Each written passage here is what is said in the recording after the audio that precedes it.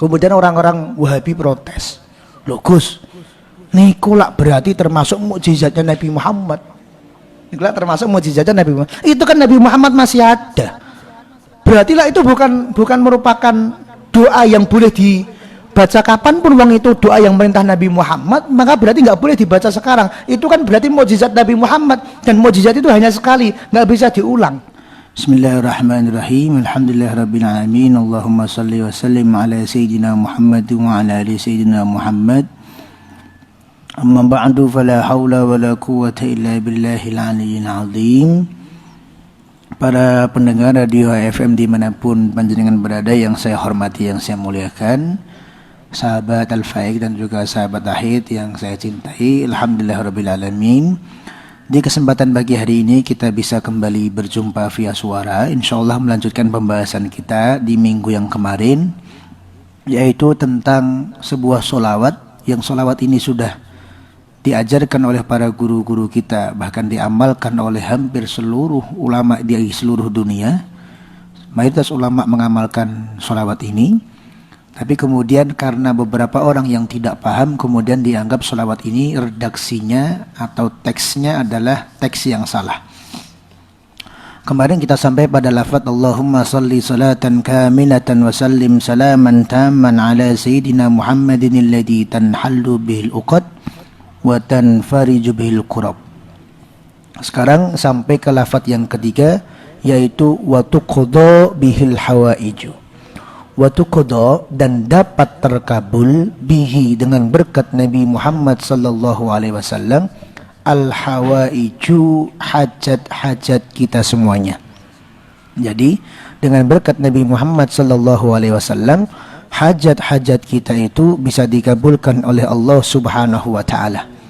Kenapa kok Imam At-Tazi sebagai pengarang lafaz sholawat nariyah ini memberikan lafaz sholawat yang di situ menggunakan kata-kata wa tuqda bil hawaij?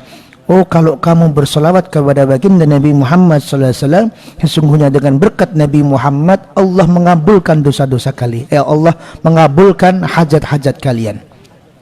Dari mana Imam At-Tazi bisa memberikan lafaz teks semacam itu? Dalilnya sangat-sangat banyak. Di mana sahabat radhiyallahu ta'ala anhum itu ketika mereka memiliki hajat, ketika mereka memiliki keinginan, itu sowan dumateng Rasul Muhammad sallallahu alaihi wasallam, dan kemudian meminta kepada Nabi Muhammad agar hajat-hajat mereka bisa dikabulkan oleh Allah Subhanahu wa taala. Dan ketika Nabi Muhammad disowani, ketika Nabi Muhammad didatangi, kemudian dimintai, wahai Nabi Muhammad, saya punya hajat begini, tolong kabulkan. Wahai Nabi Muhammad, saya punya hajat begini, semoga bagaimana ini biar hajat kami terkabul. Maka Nabi Muhammad tidak menegur mereka, Nabi Muhammad tidak memarahi mereka. Ayo, kowe meh ndonga kok ndadak marore ini, mbok ndonga langsung ning Gusti Allah kok omah kan iso. Ayo, kamu pengen keinginan kok ndadak datang ke sini, mbok langsung minta kepada Allah kan bisa? Enggak.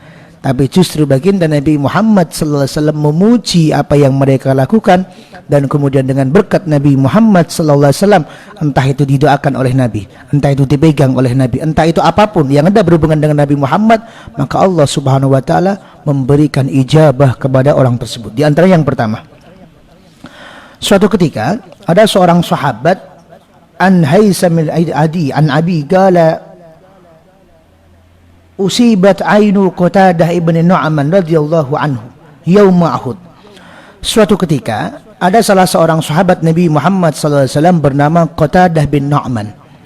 Qatadah bin Nu'man ini ketika peperangan Uhud, mata beliau terkena anak panah. Bayangkan, mata kelilipan wewes loro, pemenah mata terkena anak panah.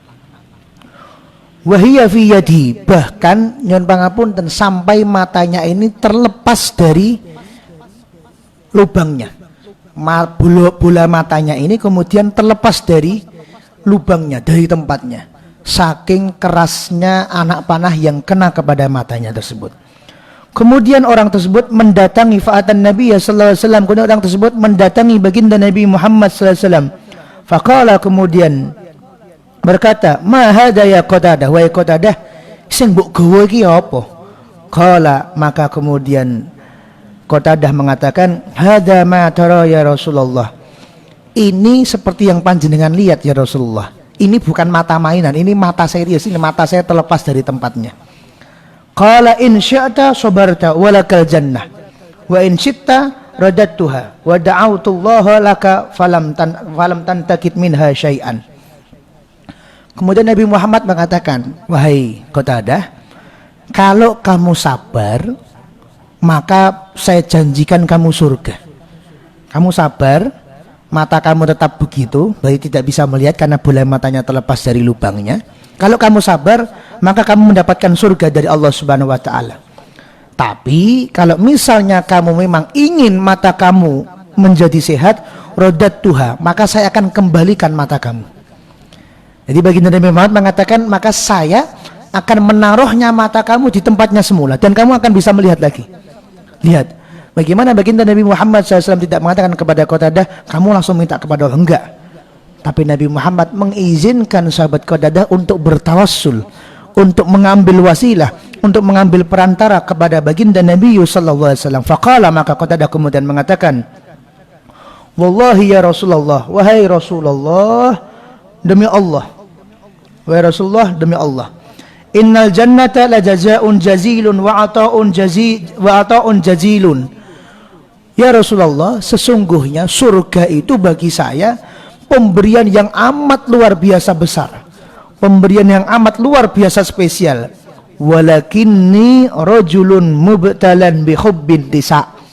Tapi ya Rasulullah, ada kenikmatan di dunia ini yang saya sangat mencintainya. Apa itu? Yaitu kenikmatan untuk mencintai wanita. Jadi dari zaman dahulu, dari zaman sahabat, kok ana wong dikai surga tapi jomblo misalnya. Itu sahabat mengatakan, ya Rasulullah, surga niku nggih penting, tapi bojone niku nggih penting Kanjeng Nabi. Kata sahabat Qatadah. Jadi di awal dia mengatakan innal jannata la jazaa'un jazilun wa ata'un jalilun. Sesungguhnya surga adalah balasan yang spesial dan juga pemberian yang luar biasa dari Allah. Walakinni rajulun mubtalan bi hubbin nisa. Tapi nggih kula niku tesih remen wedok Kanjeng Nabi ketika di dunia. Wa akhafu ayyakulna a'waru fala yuridnani. Tapi Kanjeng Nabi menawi mripat kula niku ilang siji. Jadi sing iso ndelok gor siji, sing sijine enggak ada matanya karena terjatuh ketika peperangan, saya takut ketika kula nembak wedok ora ditampa mungkin. Ketika kula nglamar wedok, oh, matamu ilang siji, oh, Mas, wegah karo kowe. Nah, ini kata sahabat Qatadah bin Nu'man. Walakin taruddu hali, tapi ya Rasulullah, sekarang maka dari itu saya minta kepada engkau supaya engkau kerso untuk mengembalikan mata saya. Wa tas'alullaha li al jannata, tapi toh begitu kula nggih tetep nyuwun supados jenengan tetep mendoakan kula mendapatkan surganya Allah Subhanahu wa taala. Jadi sahabat Qatadah itu dari dulu pinter, sahabat semuanya cerdas. Ayo kowe pilih ndi? Kamu pilih sabar, matamu tetap seperti ini tapi tak dongakno surga, atau kamu tidak saya doakan tapi mata kamu saya kembalikan. Maka kemudian Qatadah ngerayu Rasulullah, ya Rasulullah, surga niku matur nuwun sangat, surga niku nggih spesial. Ya Rasulullah, pemberian surga itu juga sangat luar biasa bagi saya. Tapi kula niku nggih pengin remen wedok Kanjeng Nabi. Kula nggih pengin kula nek pas nembak niku pede gagah, wong mripate utuh. Kula nek pas nembak perempuan, kalau pas ngelamar perempuan bagaimana dia mau menjadi istri saya. Tapi ya Rasulullah, kula nyuwun dua-duanya mawon nek ngoten. Yang pertama kula nyuwun antarudduha, panjenengan mengembalikan mata saya. Kemudian yang kedua, wa tas'alullaha ta'ala li al jannah, dan semoga panjenengan tetap kersa mendoakan saya surga. Jadi kon milih loro-loro nih, pilih surga apa milih cewek, nggih kali-kali Kanjeng Nabi ngono. Kata sahabat Qatadah bin Nu'man. Summa ahadaha Rasulullah sallallahu alaihi wasallam biyadihi. Kemudian Nabi Muhammad dan mengambil bola mata tersebut dari tangannya Qatadah. Fa'adaha, kemudian Nabi Muhammad mengembalikan bola mata tersebut ila maudiha, kepada tempat mata tersebut, kepada lubang matanya. Fakanat ahsana ainaihi ila an mata wa da'allaha lahu bil jannah. Kemudian setelah mata tersebut diletakkan kembali oleh Rasulullah ke lubangnya kembali, maka sahabat Qatadah langsung bisa melihat, bahkan dengan penglihatan yang sangat-sangat bagus, bahkan lebih bagus daripada beliau sebelum terkena panah matanya. Dan kemudian baginda Nabi Muhammad sallallahu alaihi wasallam mendoakan sahabat Qatadah dengan surganya Allah Subhanahu wa taala. Hadis diriwayatkan oleh Al-Hafidz Ibnu Al-Jauzi dalam Al-Wafa bi Ahwalil Mustafa, dan juga di dalam kitab Syifa As-Safah, dan juga di dalam Tarikhul Khamis fi Ahwal Anfas Nafis oleh Imam Ad-Diyarul Bakri, dan juga di dalam Sirah Al-Halabiyah oleh Imam Al-Halabi. Hadis ini masyhur di kalangan para ulama hadis radhiyallahu taala anhum. Pelajaran yang pertama, kalau minta kepada Allah Subhanahu wa taala jangan minta yang tanggung-tanggung. Minta apa-apa mintalah yang banyak. Ya Allah, saya minta uang UMR ya Allah. Kesetiaan bagi Allah, mintalah yang banyak, mintalah harta yang banyak. Ya Allah, kula pengen dados napa misalnya pilot. Kecil untuk Allah, mintalah yang banyak. Apa? Pengen punya karyawan pilot, berarti kita yang punya maskapainya. Duwe karyawannya pilot, berarti kita punya maskapainya. Kemudian nek kita wis dadi pilot aja terus nundupke motor ning jero pesawat. Kan lagi rame ini. Wis jadi direktur utama maskapai penerbangan kemudian menyelundupkan motor. Nah, dipeh jadi direktur utama kemudian motor ben ora bayar pajak diselundupkan lewat pesawat yang ia tumpangi. Ya Allah, saya pengen jadi dokter, kecil bagi Allah, mintalah yang besar. Ya Allah, saya pengen jadi bosnya dokter, berarti jenengan yang punya rumah sakitnya. Ya Allah, saya pengen jadi guru, kecil, pengenlah cita-cita. Ya Allah, saya pengen punya karyawan iso gaji, saya tak gaji guru-guru kabeh, berarti kita yang punya sekolahnya. Mintalah kepada Allah, minta yang besar, minta harta yang banyak, minta anak yang banyak, minta istri. Nek oleh karo bojone ya njaluk sing akeh. Mas Guyu. Dan minta apapun, mintalah yang banyak, mintalah yang besar kepada Allah. Sebagaimana sahabat ini tadi, ya Rasulullah, kula yakin panjenengan mengembalikan mata saya yang ini ku saged. Yang kedua, panjenengan nyuwun dumateng Allah supaya saya masuk surga, nggih saged. Maka ampun diken milih ya Rasulullah. Nek iso nggih kalih-kalih. Kula nggih pengen mata saya kembali ben iso menikah dengan wanita-wanita yang saya sukai. Saya nek nglamar niku pede sebab mata saya sehat. Kemudian yang kedua, saya tetap engkau doakan menjadi ahlul jannah, menjadi penghuni surga. Pelajaran yang pertama. Pelajaran yang kedua, lihat baginda Nabi Muhammad SAW tidak menegur sahabat Qatadah. Kenapa? Karena sahabat Qatadah tadi menggunakan lafaz, ya Rasulullah, tolong kembalikan mata saya. Jadi minta tolongnya kepada Rasul Muhammad SAW. Dan lafaz sebelumnya baginda Nabi Muhammad menawarkan, wa in syi'ta radattuha. Kalau kamu mau, saya kembalikan mata kamu kepada tempatnya. Jadi Rasul Muhammad SAW ini meneguhkan akidah kepada kita. Kamu tetap harus yakin pada hakikatnya tidak ada pertolongan kecuali pertolongan datang dari Allah. Tidak ada kesembuhan kecuali kesembuhan datang dari Allah. Tapi kamu tetap butuh perantara. Jangankan Rasulullah, kita sekarang ini loh mau sembuh meronin dokter kok. Kayak orang meronin masjid, katanya nggak boleh minta tolong sama orang. Minta tolong ke masjid sana. Apa itu?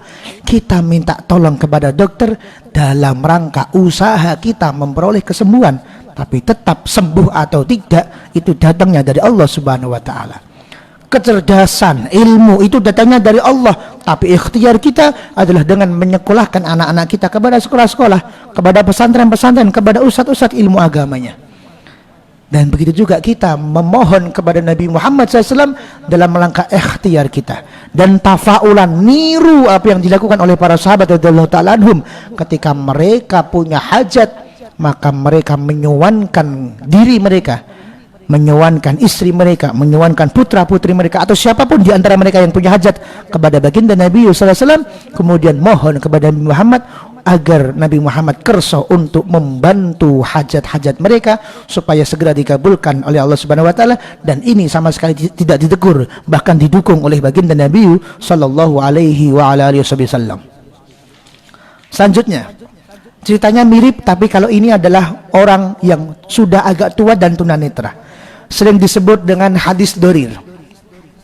Kemudian orang ini datang kepada baginda Nabi sallallahu alaihi wasallam.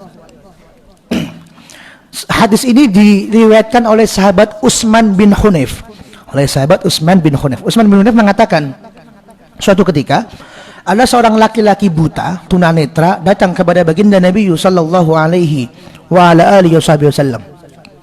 Kemudian beliau berkata kepada Nabi Muhammad, "Ya Rasulullah, menawi engkau kersa, tolong sembuhkan mata saya karena saya ingin melihat dunia ini." Kemudian baginda Nabi Muhammad sallallahu alaihi wasallam mengatakan, "In syi'ta sabarta." Kalau kamu mau, sabarlah. Itu merupakan kebaikan bagimu. Ahsan lak. Itu merupakan kebaikan bagimu. Sabarlah sampai engkau nanti paling berapa tahun di dunia ini, sampai engkau wafat, sabar, diberikan jannah oleh Allah Subhanahu wa taala. Tapi kemudian laki-laki tersebut mengatakan, "Ya Rasulullah, kula nyuwun dipun dongaaken mawon supaya saya sembuh." Kemudian baginda Nabi sallallahu alaihi wasallam menyuruh orang tersebut untuk melaksanakan wudu. Kemudian melaksanakan sholat sunnah 2 rakaat. Kemudian setelah sholat sunnah, mohon kepada Allah Subhanahu wa taala dengan doa. Doanya ini coba diangan-angan bareng-bareng.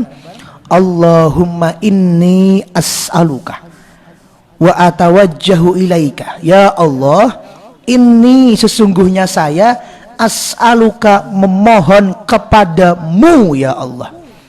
Wa atawajjahu ilaika, dan saya datang di pintumu ya Allah dengan kata-kata binabiyyika Muhammad nabiyyir rahmah, dan saya membawa nama baginda Nabi Muhammad, nabi pembawa rahmat. Lihat kata-katanya, mintanya tetap kepada Allah, berdoanya tetap kepada Allah, tapi dengan menyertakan jasmani kita sowan kepada kanjeng Nabi Muhammad. Dan ketika kita doa kepada Allah, di dalam doa itu menyebutkan nama Nabi Muhammad sallallahu alaihi wasallam. Allahumma inni as'aluka, ya Allah saya mohon kepadamu, wa tawajjahu ilaika, saya menghadapkan diri saya kepadamu, binabiyyika Muhammad, dengan berkat Nabi Muhammad, Nabi rahmat, Nabi pembawa rahmat. Kemudian menyebutkan, ya Muhammad, wahai Nabi Muhammad, inni tawajjahtu bika ila rabbi, kan wajah saya kepada Allah dengan membawa perantara panjenengan.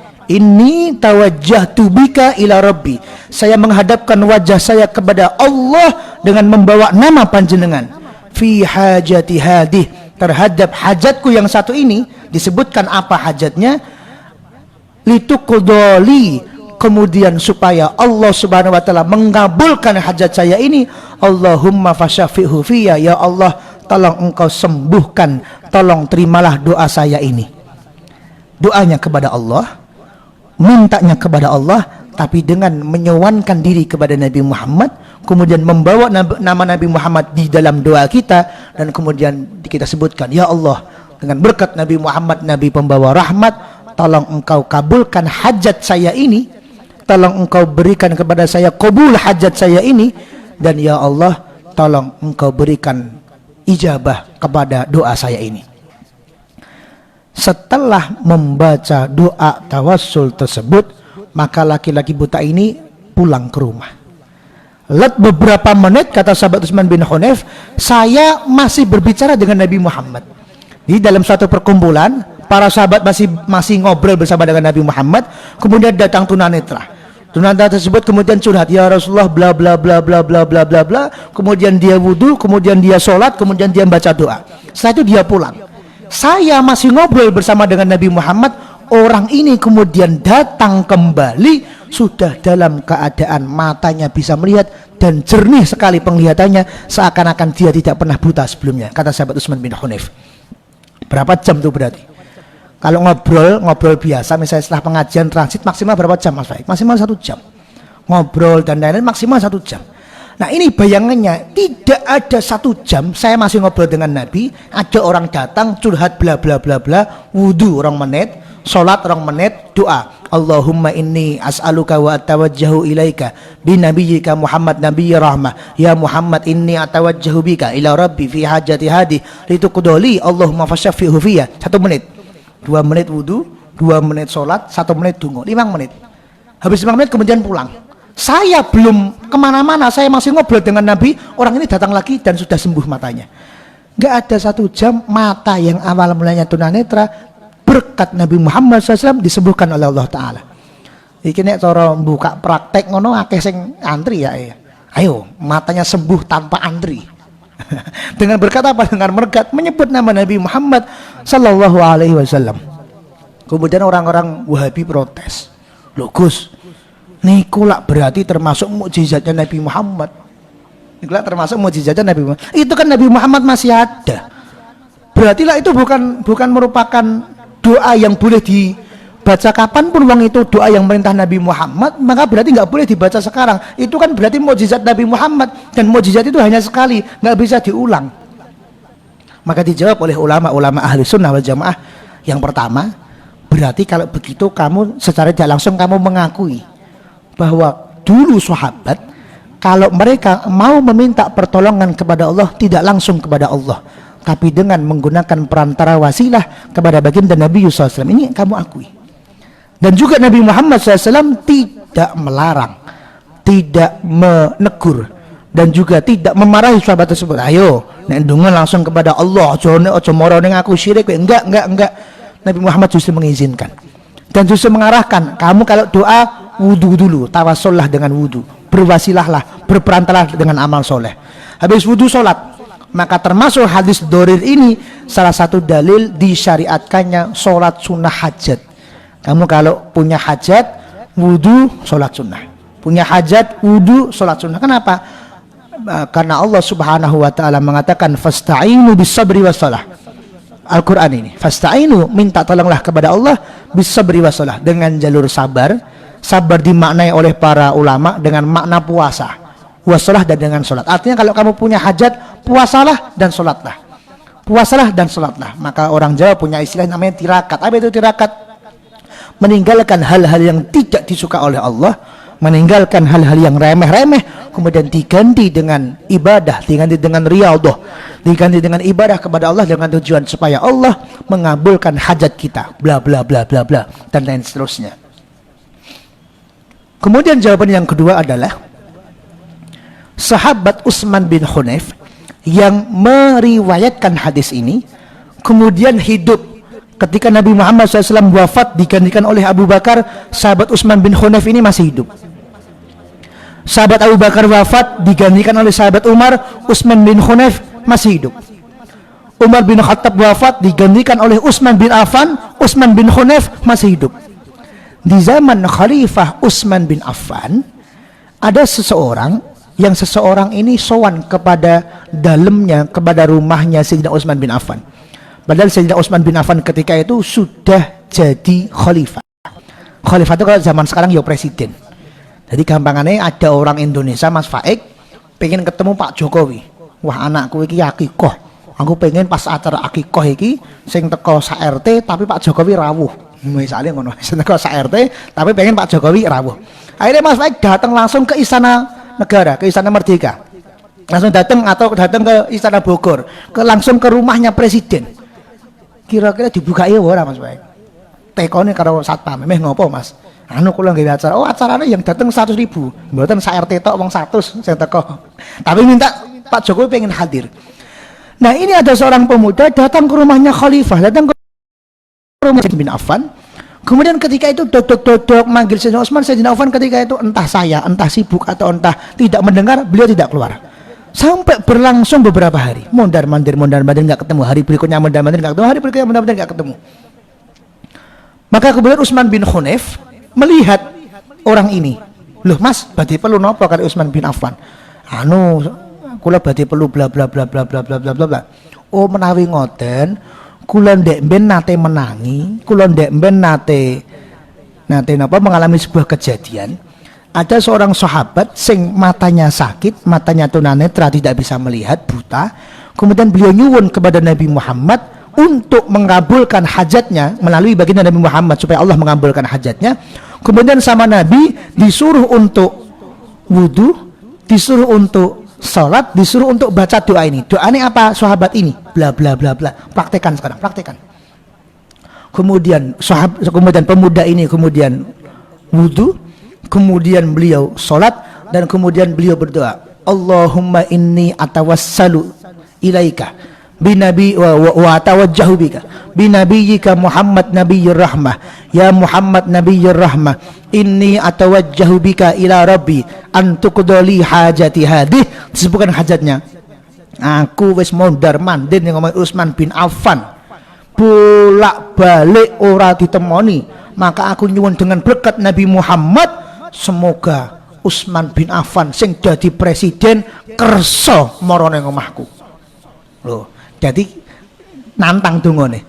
Ya Allah, menawi dek wingi aku sing sowan ning omahe khalifah, saiki aku nyuwun, aku nyebut asmane Kanjeng Nabi Muhammad, tulung jenengan damel khalifah sing sowan teng omah kula. Dibalik. Presiden suruh datang ke rumahnya, aku enggak mau datang ke rumahnya presiden ganti. Wis bosen aku wis berhari-hari, tolong presidennya sing datang ke rumah saya ya Allah. Allahumma fasyafi'hu fiyya, ya Allah tolong sembuhkanlah penyakit saya ini. Karena redaksi teksnya, redaksi selawatnya ini merupakan redaksi untuk penyembuhan.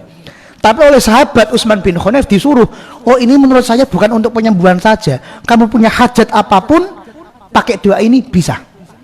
Dan betul, keesokan harinya Utsman bin Affan khalifah datang ke rumah ke rumah sahabat ini tadi, kemudian tanya, "Hei fulan, kamu ada perlu apa sama saya?" Loh, Utsman bin Affan, kok jenengan tiba-tiba kesini, siapa yang bilang sama jenengan? Tadi malam saya tidur, di tidur saya mimpi Rasul Muhammad mendatangi saya dan nyuruh saya untuk teko ning omahmu. Kowe nek perlu apa kok nyebut-nyebut namanya Kanjeng Nabi? Penting apa ora? Jadi gara-gara menyebutkan nama Nabi Muhammad sallallahu alaihi wasallam, sahabat ini tadi yang kesulitan bertemu dengan khalifah, kemudian berdoa dengan menyebutkan lafaz salawat ini tadi, kemudian Nabi Muhammad datang ke mimpinya Utsman bin Affan, dan kemudian Utsman bin Affan didhawuhi Nabi Muhammad untuk datang ke rumahnya sahabat ini tadi. Kenapa? Karena sahabat ini tadi menggunakan Nabi Muhammad sallallahu alaihi wasallam di dalam setiap hajatnya dan di dalam setiap doanya. Bahkan oleh beberapa kiai-kiai kita, oleh beberapa ulama-ulama kita Ahlus Sunnah wal Jamaah, doa ini juga dibuat untuk seluruh hajat orang-orang yang belum hamil, pengen hamil, yang belum punya anak, pengen punya anak, yang kemudian pengen apa saja, bahkan koyo-koyo permintaan yang tidak masuk akal sekalipun, itu bisa dikabulkan oleh Subhanahu wa Ta'ala dengan menyebutkan lafaz selawat ini tadi. Nah, kalau teman-teman pengen ijazah, karena ada juga beberapa orang yang kemudian sowan kepada kiai, kemudian ngomong, "Kiai, kula niku nyuwun pangapunten pengen ngamalke sunah Kanjeng Nabi." Lho apa to? Kowe pengen salat tahajud? Niku nggih sampun Kiai. Lah apa kowe pengen sedekah sing akeh? Niku nggih sampun. Lah sunah apa sing pengen mbok contoh? Kula pengen nyontoh sunah Kanjeng Nabi, sing Kanjeng Nabi garwanipun kathah kula pengen niru. tapi Kiai niki garwa kula mboten setuju. Tapi Kiai niki maratuwa kula mboten setuju. Kemudian saya ngerti sendiri, kemudian Kiai ulama tersebut kemudian mengijazahkan selawat ini tadi, dan kemudian sebulan kemudian orang ini datang dengan muka berbinar-binar sambil menyerahkan undangan pernikahan lagi dia yang kedua. Jadi sampai selawat ini digunakan untuk keperluan seperti itu iso. Nah, gue Mas Faik nek menjaluk ijazah boleh. Tapi nek pengen jaluk ijazah sekali langsung apal. Nek dibaleni ora entuk, nek dituliske ning kertas ora entuk. Ngono ya carane ya. Nah, kula pas dikei ijazah, kula carane nggih ngoten. Ayo Ahmad Rifai, kamu saya kasih ijazah selawat ini, tapi sekali langsung hafal. Enggak boleh ditulis. Siap? Siap. Syaratnya kan enggak boleh ditulis. Akhirnya pas kula meh dikei ijazah, HP kula tokke, terus kula rekam, kula dilike teng ngisor sikil. Allahumma inni atawajjahu ilaika bi nabiyyika Muhammad nabiyyir rahmah ya Muhammad ya nabiyyir rahmah inni atawassalu bika ila rabbi an tuqdali hajati hadhi Allahumma fasyafihu fiyya. Apal Ahmad Rifai? Apal. Ya wis kono balik. Pas dugi pondok, HP tak toke tak rungokke meneh.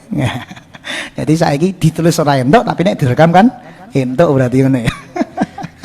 Nah, jadi dengan menggunakan lafaz selawat ini, sampai kata para ulama, bahkan sampai semua hajat panjenengan bisa dikabulkan oleh Allah Subhanahu wa Ta'ala. Dan kisah ini merupakan kisah yang masyhur di kalangan para ulama. Saya menemukan belasan bahkan puluhan kitabnya para ulama membahas tentang lafaz selawat ini. Ini memang lafaz selawat yang disebutkan oleh para ulama sebagai selawat tawassul, yaitu sebagai selawat kepada Nabi Muhammad yang kita jadikan tawassul untuk berdoa kepada Allah Subhanahu wa Ta'ala. Insyaallah begitu di sesi kita yang pertama. Allah a'lam bishawab.